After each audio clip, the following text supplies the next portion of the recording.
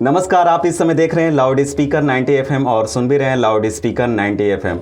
कर्मयोगी श्रृंखला में हमारे गोरखपुर के उभरती हुई फूड ब्लॉगर अपने अनूठे फूड ब्लॉग गोरखपुर डेलिकेसीज के जरिए गोरखपुर के विविधता भरे जो फूड हैं उनको वीडियो के माध्यम से दिखाती हैं और एक्सप्लोर करती हैं। सबसे पहले हमारे स्टूडियो में आपका बहुत बहुत स्वागत है राधिका जी, और आप बहुत अच्छा काम कर रही हैं। हम लोग वहाँ पे पहुँच नहीं पाते हैं, बट आपके रील के माध्यम से, आपके वीडियो के माध्यम से देख पाते हैं कि कैसे वहाँ का फूड बन रहा है और फील कर पाते हैं कि हम भी खा रहे हैं, खाने जाना है वहाँ पे। तो राधिका जी, सबसे पहले आप कई मल्टी टैलेंटेड हैं, मुझे पता है, तो सबसे पहले हम ये जानना चाहेंगे कि आपको फूड ब्लॉगिंग की रुचि कहाँ से आई? फूड ब्लॉगिंग, फूड तो एक ऐसा सेगमेंट है जो सबको ही पसंद है, मतलब हर इंसान को फूड खाना बनाना पसंद ही है। तो वहीं से आई। पहले बनाना पसंद था, फिर उसके बाद खाना तो पसंद था ही। अच्छा। तो शहर में मैंने बहुत सारे फूड्स एक्सप्लोर किए हैं, तो वहीं से आया कि यार खाया है तो डाल देते हैं, लोगों को भी बता देते हैं कहाँ खाया है, कितने का था, प्राइस क्या है, टेस्ट क्या है। तो अच्छा। वहीं से ये जर्नी स्टार्ट हुई। ऐसा सुनने में आता है कि फूड ब्लॉगर फूडी होते हैं, बहुत खाने वाले होते हैं, ऐसा आपके साथ है क्या? नहीं मतलब मुझे सोशल मीडिया पे बहुत लोग ट्रोल करते हैं, मैसेज करते हैं कि अरे दीदी इतना सारा अकेले खा के। नहीं भाई, इतना सारा अकेले खाना पॉसिबल ही नहीं है। इट्स जस्ट कि हम आपको जो दिखाते हैं बैकएंड पे हम उतना नहीं खाते, बिकॉज हमें भी अपनी डाइट कंट्रोल करनी होती है। हमें मेक श्योर करना पड़ता है कि हम बीमार ना पड़े, इतना खाएंगे तो बीमार पड़ जाएंगे। तो ऐसा नहीं है, हम थोड़ा लिमिट में खाते हैं। And since we are foodie तो हम बहुत सारी चीज़ें बहुत ज़्यादा एक्सप्लोर करते हैं, तो खाते रहते हैं। इसके पहले कि हम लोग आगे बढ़े, हम ये जानना चाहेंगे कि आपका बचपन कहाँ रहा, मतलब कहाँ के रहने वाले हैं, शिक्षा कहाँ से हुई और शुरुआत के दिनों में आपका करियर कौन सा था? बचपन में मतलब मैंने अपनी लाइफ का लॉन्गेस्ट टाइम गोरखपुर में स्पेंड किया है, तो मैं यहीं बॉटअप हुई हूँ, बॉर्न नहीं, बट तो मोस्टली तो मैं यहीं पे रही हूँ। मेरी स्टडीज़ भी गोरखपुर में ही रही है, और लास्ट ईयर तक I was working as technical support engineer HP में। अच्छा। एंड लास्ट फरवरी में ही मैंने उस जॉब को छोड़ दी एंड इसको फूड ब्लॉगिंग को और मेरी मार्केटिंग एजेंसी को फुल टाइम करियर चूज़ किया है। अच्छा, तो अब भी आप तो 3 काम कर रहे हैं, आपकी मार्केटिंग एजेंसी भी है, फूड व्लॉगिंग का भी काम कर रहे हैं, और सुनने में आ रहा है इन्फ्लुएंसर मार्केटिंग भी आप करते हैं। yes. जैसा कि आप गोरखपुर के फीमेल फूड ब्लॉगर हैं, देखने में तो काफ़ी फैंसी लगता है, लेकिन क्या डिफ़िकल्टीज आती हैं? क्योंकि डिफ़िकल्टीज लोगों को नहीं दिखती।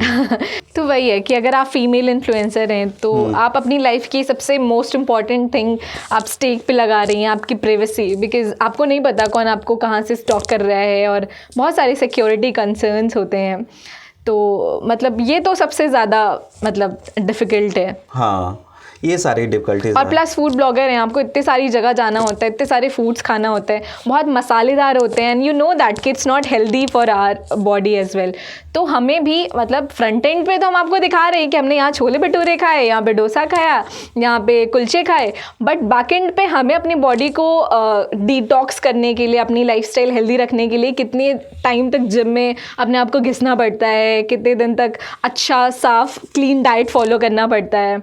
तो it takes a lot of effort. लेकिन खाना है, लेकिन लिमिट में खाना है, लिमिट में खाना है। लाइक अगर आप अपना जर्नी फूड ब्लॉगर आप बनना चाहते हैं और आपको लगता है कि कैसे आप एक हेल्दी लाइफस्टाइल रखें और ये सारी चीज़ें खा पाएँ जैसे कि हम लोग करते हैं, you have to make sure कि आप कुछ भी खा रहे हैं वो पोर्शन कंट्रोल में हो। अच्छा। आप डोसा खा सकते हैं, लेकिन ज़रूरी थोड़ी है आपको पूरा खाना है। आप एक बाइट खाओ, that is what we do. हर चीज़ कंट्रोल में, आवश्यकता से अधिक नहीं।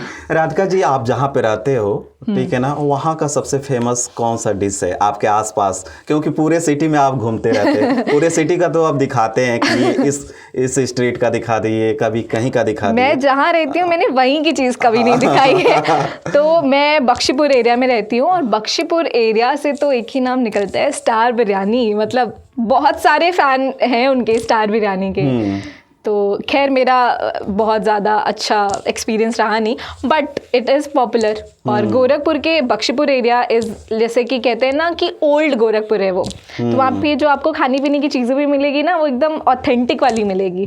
Although I am a vegetarian, तो मैं बहुत ज़्यादा एक्सप्लोर नहीं कर पाई उस एरिया में, बट फूड पैराडाइज है वो। अच्छा। राधिका जी, आप खुद कुकिंग करती हैं? यस, करती हूँ। आपका पसंदीदा डिश कौन सा है घर पे? मुझे दाल चावल बहुत पसंद है, तो जब भी मैं घर पे जाती हूँ मैं मेक श्योर करती हूँ कि मम्मी या तो दाल चावल बना दे या तो मेरा फेवरेट साउथ इंडियन कुजीन कुछ भी, इडली डोसा सांभर कुछ भी। अच्छा, तो मुझे ये दोनों ज़्यादा पसंद है। तो लिसनर हमारे जो भी सुन रहे हैं और व्यूअर देख रहे हो बोलेंगे कि राधिका तो इतने मसालेदार जायके वाले खाने दिखाती है, अपने खुद दाल चावल खा रही है। मुझे पर्सनली पसंद है, लेकिन मैं तो वो सब दिखाती हूँ जो मतलब फूड से रिलेटेड जो लोगों को पसंद है। राधिका जी, आप फूड ब्लॉगर हैं और आपका ये रुचि कहाँ से आया कि हमें फूड ब्लॉगिंग करनी है? फूड तो वही है कि हर किसी को पसंद है, मेरा भी वहीं से इंटरेस्ट आया। पहले खाना पसंद था, खाना बनाना भी पसंद है, और गोरखपुर में मैंने बहुत सारे फूड स्पॉट एक्सप्लोर किए हैं, तो फिर वहीं से आया कि खाया है तो फिर बता देते हैं लोगों को कि कैसा टेस्ट है, कितने का मिला, क्या लोकेशन है। तो वहीं से ये स्टार्ट होगी फूड जब ब्लॉगिंग। अपने पेज का आप नाम रख रहे थे डेलिकेसी, तो उस समय आपके अंदर कौन सा ठाट आया था, क्यों इसका नाम आप डेलिकेसी? इसके पीछे की कोई स्टोरी, कोई कहानी हो तो कोई स्टोरी नहीं है, मैंने बहुत रैंडमली सोच के रख दिया, क्योंकि गोरखपुर में थी, गोरखपुर से रिलेटेड कुछ रखना था तो मैंने गोरखपुर रख दिया।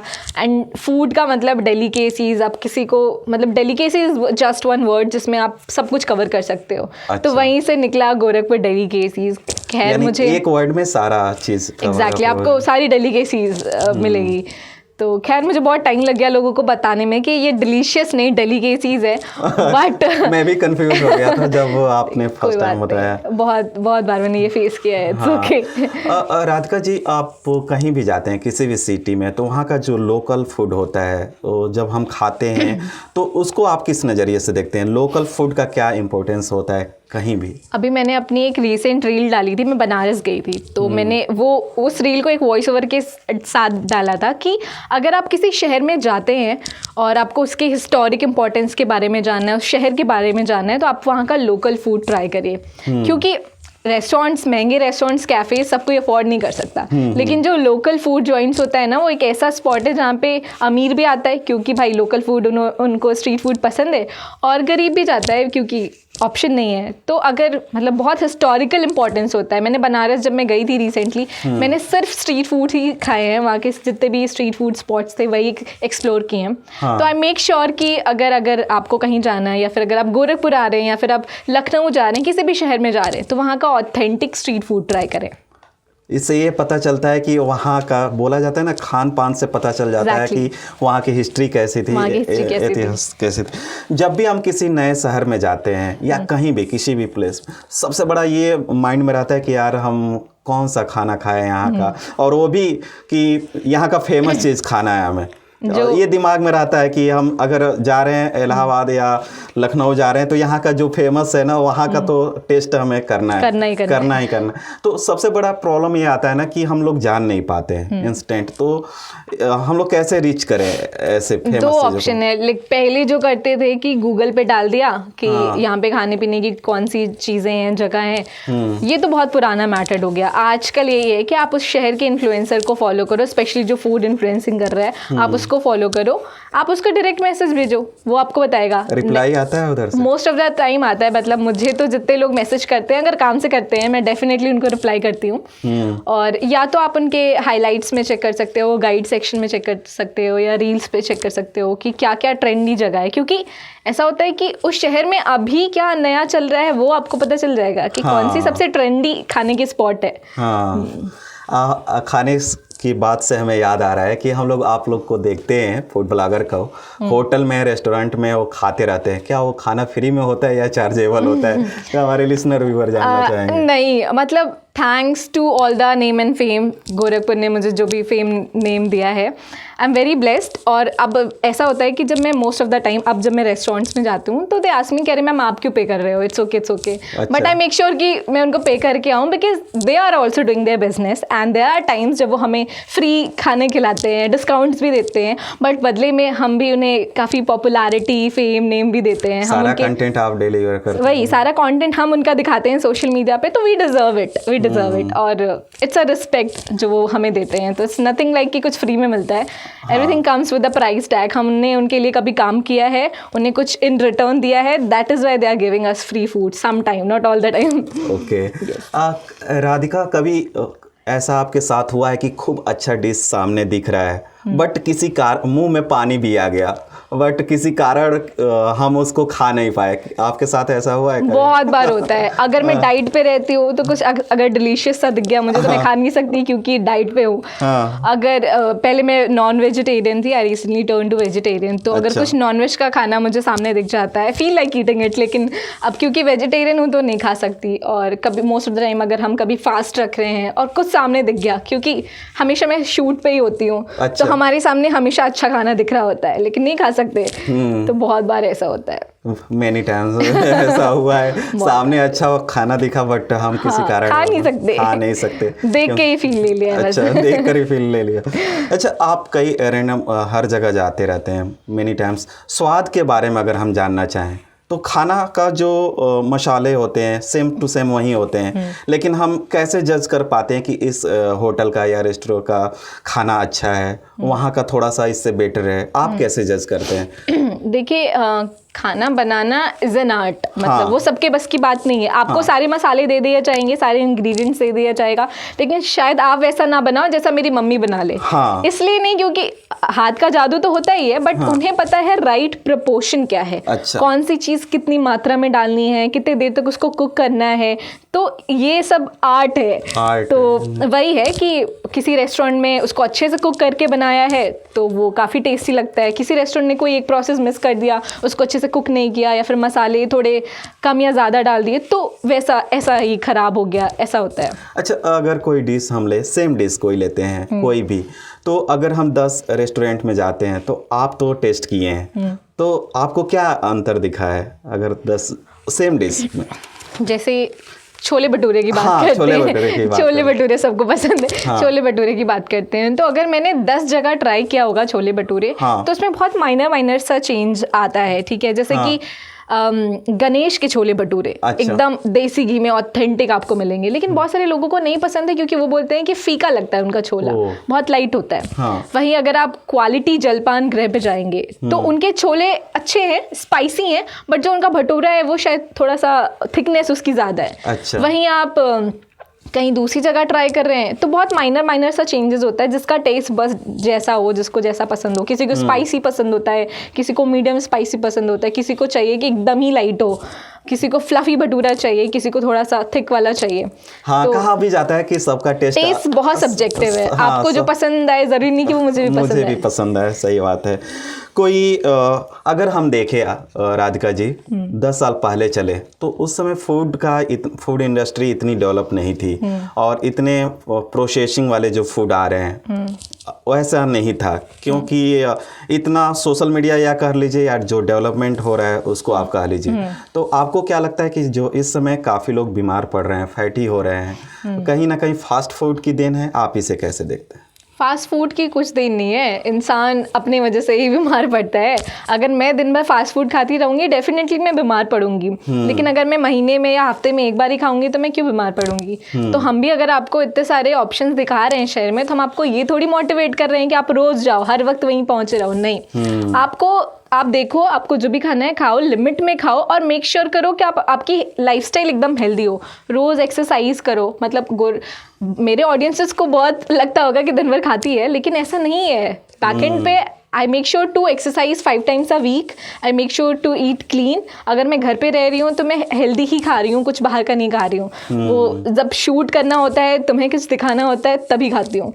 तो अगर ये बैलेंस हेल्दी लाइफस्टाइल हम लेकर चलें तो डेफिनेटली इट्स पॉसिबल कि आप सब कुछ का आनंद ले सकते हैं। बट वहीं फिर से हम कहेंगे कि लिमिट में, क्योंकि जैसे हम मूवी देखने जाते हैं महीने में, वीकली जाते हैं, वैसे ही हम टेस्ट भी कर सकते हैं। आप लिट्टी चोखा, बाटी चोखा और दाल बाटी, अभी मैं आपका रील देख रहा था ऐसा आपने गोरखपुर में आया हुआ है।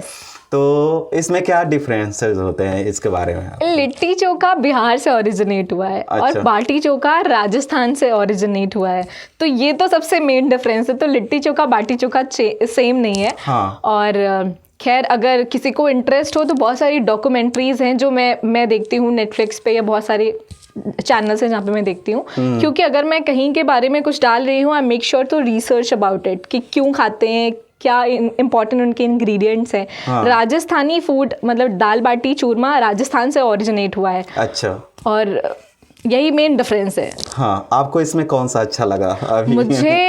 मुझे तो दोनों ही अच्छा लगता है। अच्छा, और सबसे अगर हम फूड व्लॉगिंग की बात कर ले, कोई ना कोई आप चैनल देखते होंगे फूड व्लॉगर का, या कहीं ना कहीं से आपको इंस्पिरेशन आता होगा। आपका कौन सा चैनल है या कौन सा फूड व्लॉगर है जिसको आप देखते हैं? मैं बहुत सारे फीमेल इन्फ्लुएंसर्स को फॉलो करती हूँ, और ऐसा कोई स्पेसिफिक मतलब नहीं है कोई फूड इन्फ्लुएंसर जिसका मैं नाम लूँ। मैं सबकी रिस्पेक्ट करती हूँ। तो जितने भी फीमेल इन्फ्लुएंसर्स या इन्फ्लुएंसर्स को मैं फॉलो करती हूँ, उनसे मैंने बस एक ही चीज़ सीखी है, that is be true to your art form. आप जो कर रहे हो सच्चाई से करो, चाहे फैशन कंटेंट बना रहे हो, फूड बना रहे हो, be very confident about your self.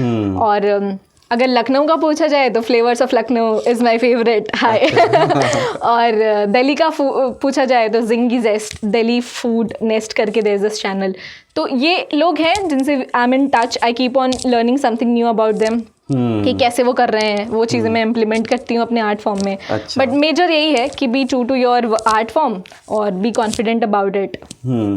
जो भी लिसनर व्यूअर आपको देख सुन रहे हैं, वो ये भी जानना चाहेंगे कि मैं अभी से हमें लगता है फूड व्लॉगर में भी काफ़ी कंपटीशन हो गया है कि नहीं? तो अभी कोई लिसनर व्यूअर इसमें करियर बनाना चाहता है फुल टाइम आपके तरह से, तो उसे शुरुआत कैसे करनी चाहिए? देखिए, क्योंकि एक राधिका जी प्रॉब्लम ये आती है कि हम ऑन साइट जाते हैं और वहाँ पे 10 लोग देख रहे होते हैं, हम कैमरा कैप्चर कर रहे हैं, बनाते हैं, थोड़ा सा ही जो लोग होते हैं वो शुरुआत ही नहीं कर पाते हैं। पता है मुझे। मैं मतलब मेरी भी शुरुआत शायद ऐसी ही हुई थी। हाँ, तो एक चीज़ तो कि everyone should learn to document their life, चाहे वो आप हो, मैं हूँ या कोई भी है, उसको अपनी लाइफ डॉक्यूमेंट करना सीखना चाहिए, because this is the future of, मतलब यही है, सब कोई डॉक्यूमेंट करेगा आने वाले टाइम में। दूसरी चीज़, फूड ब्लॉगिंग अगर आपको करना है तो आपको रिसर्च करनी चाहिए बहुत ज़्यादा कि आपके पास बैकअप ऑप्शंस क्या है। मेरे पास तो बैकअप ऑप्शन था, फूड ब्लॉग नहीं चलता, मैं अपनी जॉब कर रही होती, कुछ अपना स्टार्टअप देख रही होती। तो आपको मेक श्योर करना है कि आपके पास क्या इनफ टाइम है, इनफ मनी है, इनफ एनर्जी है टू इन्वेस्ट।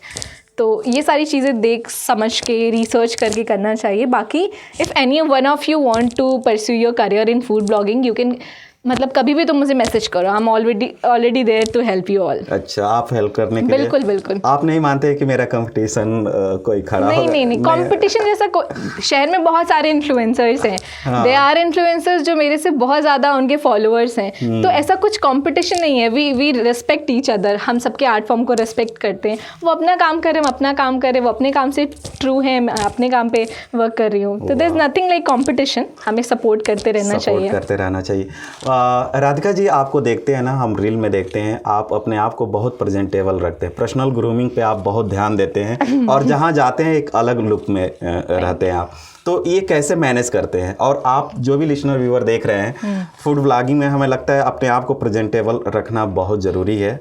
प्रेजेंटेबल व्यूज़ तो उसी से आएंगे ना, अगर आप प्रेजेंटेबल हो, कोई भी चीज़ अगर आपको देखनी है, आप कोई प्रेजेंटेबल होगा तभी आप देखोगे। दैट्स द मतलब मेन पॉइंट। अगर आपकी वीडियो क्वालिटी अच्छी है, अगर आप प्रेजेंटेबल दिख रहे हो, तभी इंसान वो रुक के पूरे एंड तक वीडियो देखेगा, otherwise he is not interested कि आप क्या बोल रहे हो। तो वो मेन कंसर्न है।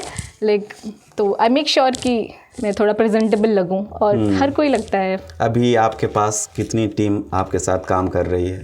मेरी 7 से 8 लोगों की टीम है, और कुछ ऐसी टीम है जो गोरखपुर डेलीकेसीज के बैकअप के लिए काम करती है। कुछ टीम मेंबर्स हैं जो मतलब मेरे marketing agency social lux media के। सोशल लक्स मीडिया आपकी मार्केटिंग एजेंसी? यस, मैं मार्केटिंग एजेंसी उसके लिए काम करती हैं। और अभी आपके पास प्रेजेंट टाइम में कितने लोग काम कर रहे हैं आपके साथ? 7। उसमें कौन कौन से पोस्ट पे हैं लोग? उसमें सोशल मीडिया मैनेजर है, एडिटर है, फोटोग्राफर है, कंटेंट राइटर है, सोशल मीडिया एनालिस्ट है, और बाकी तो सिटी में काफ़ी सारे, अपने भी सिटी में देखा जाए डिजिटल मार्केटिंग एजेंसी काफ़ी सारे हैं। तो क्या उनमें और आप में क्या डिफरेंसेस है? हमारे लिसनर व्यूअर, वो तो हमारे व्यूअर्स को पता है, वो हमारे व्यूअर्स को पता है, हमारे क्लाइंट्स को पता है कि क्या डिफरेंस है। मतलब when I started, I make sure कि मैं अगर कुछ कर रही हूँ तो वो बाकियों से अलग होना चाहिए। That was my main motto कि मैं अपनी जॉब छोड़ रही हूँ, अपनी ड्रीम सिटी में मुझे बैंगलोर जाना था, पढ़ना था, बहुत अच्छी जॉब करनी थी वहाँ पे। अगर मैं ये रिस्क कर रही हूँ तो I should do something very extraordinary here. तो मैंने वो किया। आई मेक श्योर कि मेरा जो कंटेंट गेम है वो हमेशा अच्छे लेवल पे होना चाहिए, सबसे अलग होना चाहिए, सबसे बेटर होना चाहिए। राधिका जी, जाते जाते हम ये जानना चाहेंगे, गोरखपुर में आप काफ़ी जगह रेस्टोरेंट में गए हैं, होटल में गए हैं, सबसे अच्छा कहाँ का फूड मतलब स्वादिष्ट लगा है और अच्छा लगा है? बहुत कंट्रोवर्शियल है, अगर मैं एक का नाम ले लूँगी बाकी सोचेंगे हमारा नाम क्यों नहीं ले रही है। बहुत सारी जगहें हैं और एक नाम जो है निर्वाणा सरोवर। अच्छा। वो मेरा कंफर्ट प्लेस है, मतलब जब मैंने अपनी फूड ब्लॉग जर्नी स्टार्ट करी थी तब से लेकर अभी तक वो मेरा फेवरेट स्पॉट रहा है, कभी एक बार भी डिसअपॉइंट नहीं किया। अच्छा। And it's like a home to me, मतलब शहर में एक छोटा सा घर है, जब मैं बहुत लो फील करती हूँ मैं वहाँ चाय भी पीने चली जाऊँगी, आई फील गुड। तो ऐसा है, तो that is my favourite place. एक चीज़ और होता है कि पॉकेट फ्रेंडली, क्योंकि कुछ स्टूडेंट हो गए या मीडियम जो हमारे भाई हो गए, वो सोचते हैं कि कहाँ पे जाए पॉकेट फ्रेंडली, हर चीज़ खाने को अच्छा भी मिले और पॉकेट फ्रेंडली हो। तो कोई ऐसा रेस्टोरेंट आप बताना चाहें? बहुत सारी हैं, मतलब मैंने तो अपने पेज पे डाल रखा है लिस्ट। अच्छा। बाकी मैं स्टार्ट भी करने जा रही हूँ, एक सीरीज स्टार्ट करूँगी जिसमें शहर के जितने भी अच्छे रेस्टोरेंट्स भी हैं उसमें आप कैसे अपने लिमिटेड बजट में क्या क्या खा सकते हैं। जैसे अभी मैंने रिसेंटली डाली थी कॉफ़ी बाय रैडिसन ब्लू की वीडियो। अच्छा। जिसमें अगर आपके पास 100 रुपए हैं तो उस 100 रुपए में भी क्या क्या चीज़ें आप खा सकते हैं, और इसमें बहुत सारे व्यूज़ आए थे। ये सारी चीज़ें किसी को पता नहीं होता है कि जैसे रेडिसन, हाँ, वहाँ पे 90 आप मतलब 5 स्टार तो नहीं है, 4 स्टार होटल है। आप 4 स्टार होटल में 99 रुपीज़ की कॉफ़ी पी सकते हैं, वहाँ पे 59 या 49 रुपीज़ में वहाँ पे पेस्ट्रीज़ मिल रही हैं, ब्राउनीज़ मिल रही हैं 69 रुपीज़ में। तो बहुत अफोर्डेबल है, जिसकी कोई सही इंसान सही चीज़ दिखा दे तो सबको पता चल जाता है। हाँ, वो पता नहीं चल पाता है, ऐसे कि उनको लगता है कि 4 स्टार में जाएंगे तो काफ़ी कास्ट, मेरे तो 2000 रुपये लग जाएंगे। 2000 रुपये लग जाएंगे। हाँ राधिका, जो भी हमारे लिसनर व्यूअर देख सुन रहे हैं, जाते जाते आप उनसे क्या कहना चाहेंगे? हाँ, तो मैं अपने व्यूअर्स को ये बोलना चाहूँगी कि चाहे आप मेल हो फीमेल हो, अगर आप इन्फ्लुएंसर बन रहे हैं, आपको अपनी लाइफ रिस्क पे रखनी है, आपको आपकी प्राइवेसी ही सब कुछ है। तो क्या आप इतने कॉन्फिडेंट हैं कि आप अपनी प्राइवेसी को रिस्क पे रखना चाहेंगे? Plus be true to yourself, life है, एंजॉय करो, सब कुछ खाओ और अपने सारे ड्रीम्स पूरे करो। मतलब I have the courage to choose my dreams, और आप भी कर सकते हो। राधिका जी, आपसे बात करके बहुत अच्छा लगा और कब इतना समय निकल गया पता ही नहीं चला। आशा करते हैं कि आप लोगों को भी काफ़ी नॉलेज मिला होगा कि कैसे हम फूड व्लॉगिंग में अपना करियर बना सकते हैं और कैसे शुरुआत कर सकते हैं।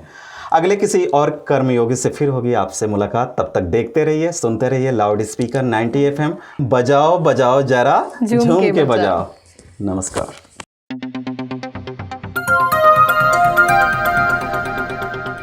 बजाओ जरा झूम के बजाओ, बजाओ बजाओ जरा झूम के बजाओ।